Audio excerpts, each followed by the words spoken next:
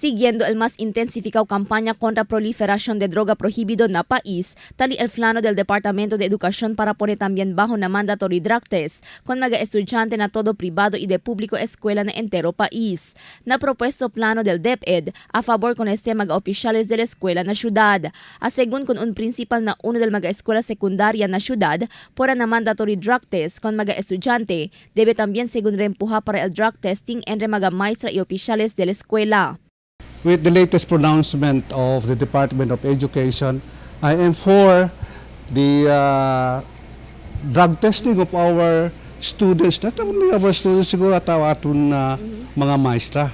Si para sabi gayod, no? In line with the program of the new president. Según con un estudiante del grade 10, a favor también él na drug test entre mga estudyante igual con él. En esta manera, él puede asegurar a la escuela que librao el de la institución na uso de droga prohibido.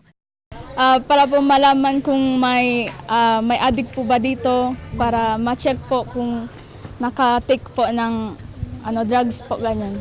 Además, a favor también un maestra del Values Education na propuesto plano del DepEd Central Office. Él es según como un maestra ta enseña Values Education con esfuerzo ta incluir na di ila subject acerca del prohibición na uso de droga. Y si kilaya puede destrozar con el vida, salud y futuro de un estudiante y del mga jóvenes.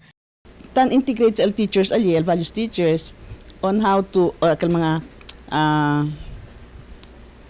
effects of drug, use of drug abuse, effects, and then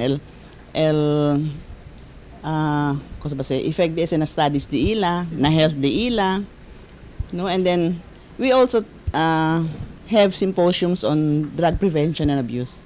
Na propuesto plano para el mandatory drug test na mga estudyante, tanisita según grande fondo el Departamento de Educación. Ta estima el DepEd, el alcanza na 300 pesos cada estudyante el que debe gastar el departamento para na drug test. Posible según implementa na año que viene, el momento aproba el gobierno aumenta fondo para na plano de drug test. Crystal Almonía, Dateline Zamboanga.